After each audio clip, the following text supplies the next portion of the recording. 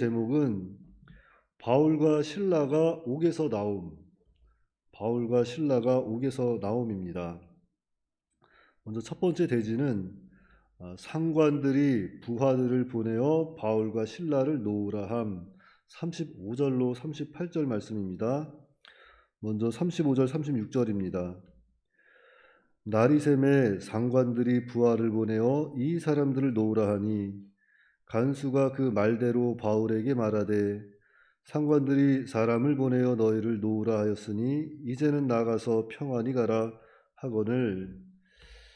자, 전날 옷을 벗겨 많은 매를 치고 옥에 가두었던 상관들이 어찌된 영문인지 날이 밝자 부하들을 보내어 바울과 실라, 많은 매를 치고 옥에 가두었던 바울과 실라를 이제는 보내라고 이렇게 명령을 하였습니다. 해서 상관들이 보낸 그 부하들의 말을 전해들은 간수는 그 사실을 바울과 실라에게 이야기하며 이제는 옥에서 나와서 이렇게 평안히 가라고 이렇게 말씀을 전했습니다. 자, 이것은 하나님께서 상관들의 마음을 움직이셔서 노임을 받게 하신 겁니다. 왜냐하면 그 전날 상황을 보았을 때 바울과 실라가 옥에서 이렇게 빨리 또 이렇게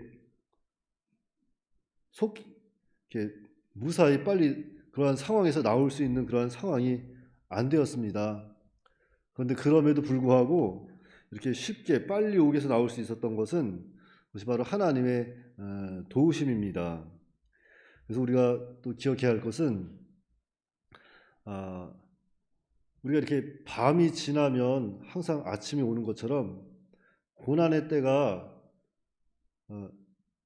때가 지나면 다시 회복의 때가 온다는 거예요. 그때가 우리는 언제인지 알 수 없지만 분명한 사실은 밤이 지나고 아침이 오듯이 고난이 지나면 회복의 때는 반드시 온다는 거죠. 우리는 그때까지 또 참고 인내해야 합니다.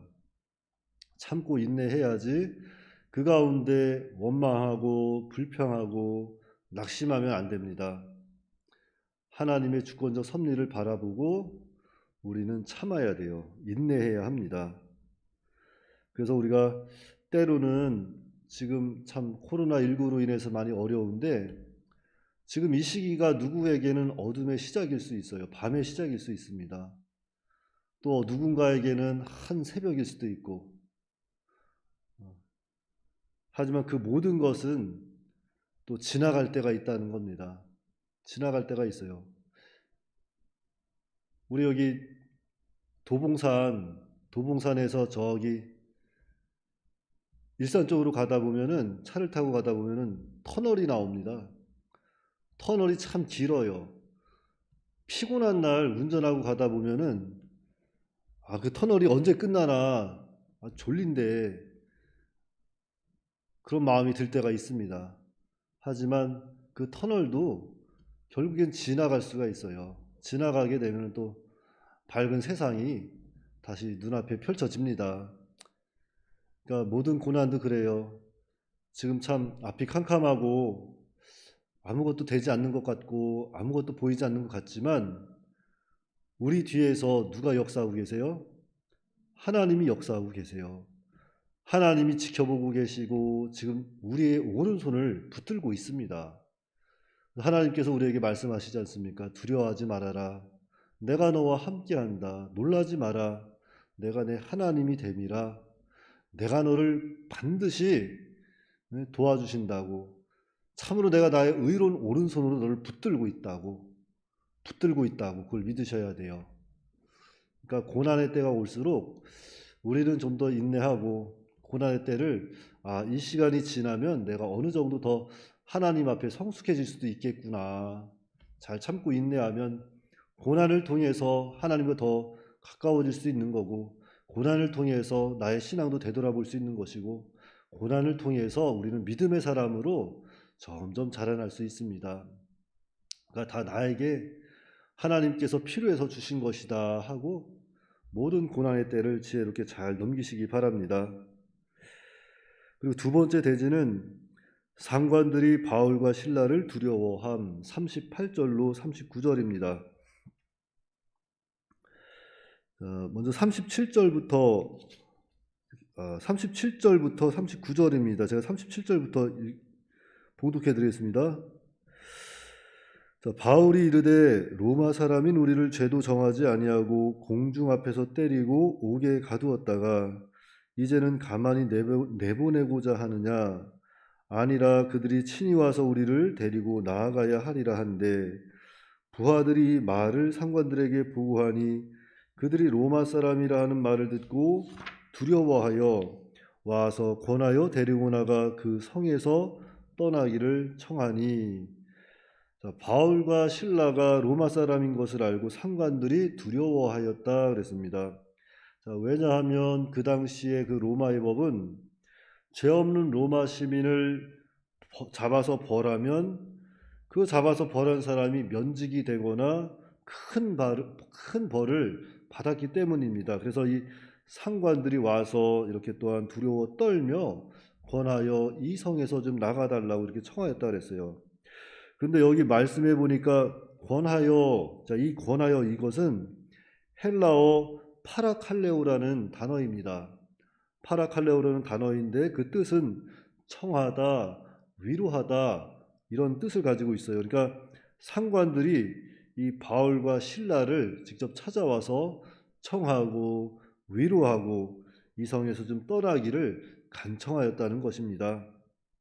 그러니까 재판도 없이 이렇게 또 때리고 옥에 거둔 불법으로 인해서 그 책임이 상관들에게 돌아올까봐 그들은 이렇게 두려워서 성에서 떠나기를 또 위로하며 간청을 합니다. 그러니까 하나님께서는 이 하나님의 사람들을 그냥 내버려 두지 않으세요. 때가 되면 또 높일 자는 높이십니다. 세상은 그걸 몰라요. 세상 사람들은. 그런데 하나님께서는 하나님의 사람들을 세상 가운데서도 그냥 내버려 두지 아니하시고 세상 모든 무릎을 예수님 이름 앞에 꿇게 하듯이 또 믿음으로 잘 나아가면 세상 사람들이 또 믿음의 사람 앞에 또 무릎을 꿇는 때가 많이 있습니다. 성경에도 많이 나와요. 그래서 베드로전서 5장 6절 7절에 베드로는 고백하기를, 자, 그러므로 하나님의 능하신 손 아래에서 겸손하라. 때가 되면 너희를 높이시리라. 너희 염려를 다 주께 맡기라. 이는 그가 너희를 돌보심이라 그랬습니다. 자, 6절에는 때가 되면 너희를 높이시리라 그랬고 또 7절에도 때가 되면 너희를 돌보심이라 권고하시리라 이렇게 말씀하고 있습니다. 그러니까 내가 스스로 막 높아지려고 하는 것은 아닐지라도 하나님의 능하신 손 안에서 우리가 겸손히 행하면 때가 되면 하나님께서 이렇게 또 우리를 높이신다는 말씀, 즉 가치 있게 쓰신다는 말씀입니다. 그러니까 누구든지 우연한 건 없습니다. 우연한 건 없어요. 다 하나님이 하시는 겁니다. 우리는 하나님의 주권적 섭리를 믿고 늘 인내하며 믿음으로 나아가야 합니다. 그래서 우리가 모든 것이 하나님께 있구나, 하나님의 주권을 믿고 그렇게 받아들이고 나아가면 지금 당장은 불리한 것 같고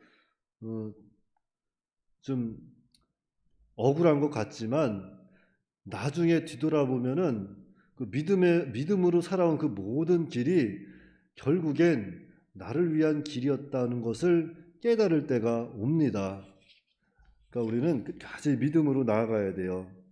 그래서 우리가 하나님께 모든 것을 맡기고 하나님 바라보고 기도하고 나가면, 그리하면 때가 되면 하나님이 또 높이시고 또 하나님께서 때가 되면 권고해 주십니다. 그걸 믿으셔야 돼요. 그리고 세 번째 대지는 바울과 신라가 형제들을 위로하고 떠나간 40절입니다. 40절, 두 사람이 옥에서 나와 루디아의 집에 들어가서 형제들을 만나보고 위로하고 가니라.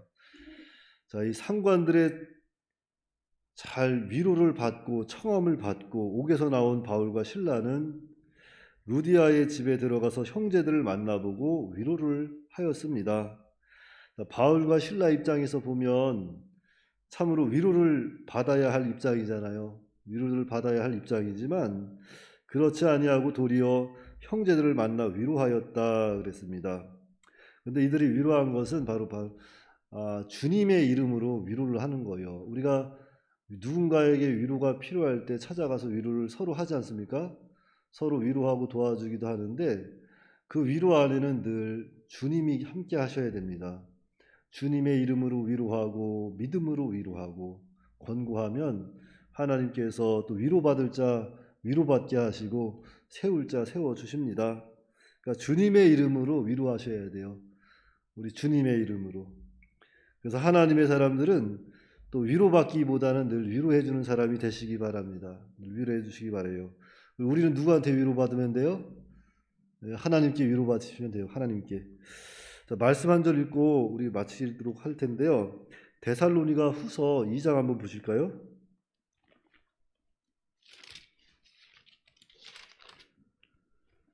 데살로니가 후서 2장